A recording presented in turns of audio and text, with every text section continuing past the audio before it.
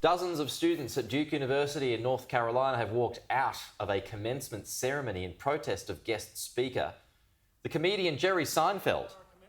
So some yelled "Free Palestine" as they walked off. The comedian has been a vocal supporter of Israel since the October 7 attacks. But despite all of that, Jerry, who received an honorary degree, he kept on keeping on with his speech. Do not lose your sense of humor. You can have no idea at this point in your life how much you are going to need it to get through. Not enough of life makes sense for you to be able to survive it without humor. And there's a good place to begin with our Monday morning segment with Joe Siracusa, Curtin University's Dean of Global Future. What do you make of that? I mean, look, university, it's been a bin fire lately, hasn't it, Joe? Well, yes, it has. Look, there are about 3,000 universities and colleges in the United States, Pete. It's about 250 of them that count, and Duke University is one that counts. Now, why they would bring Jerry Seinfeld, a Zionist and a very controversial comedian from time to time, why would they bring him to a commencement address?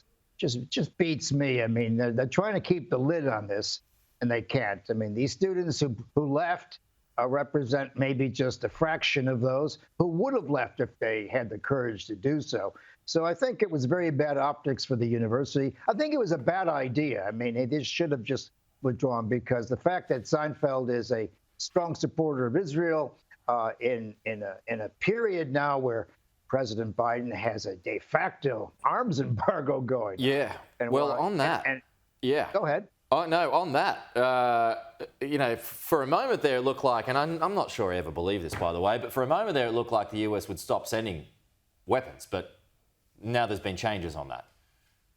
Well, yeah, I mean, there was a paper that came out after the so-called withdrawal of weapons, or the threat to withdraw weapons, saying that Israel has tried hard not to break humanitarian laws and things like that. But look, Pete, as I like to say on your show, that when you're at war, there aren't a whole lot of laws going on. People it's about organized violence. It's about killing as many people as possible. The interesting thing here is that Joe Biden has dug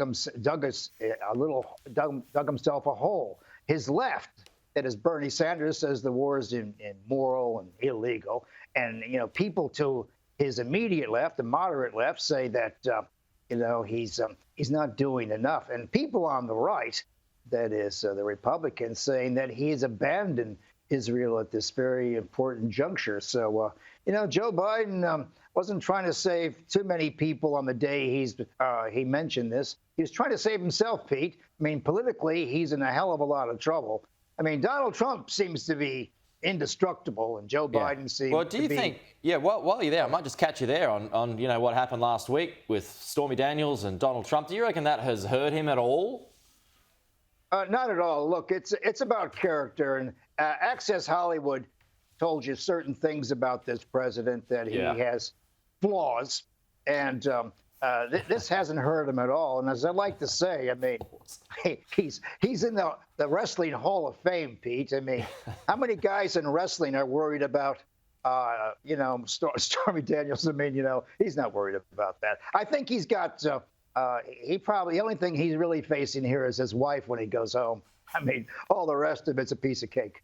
Yeah, exactly. Well, if you're right, he survived those tapes years back now, and I thought, well, if he survives that, he survives anything. And looks like he is on track for this year in November. Joe, thank you. Talk to you soon.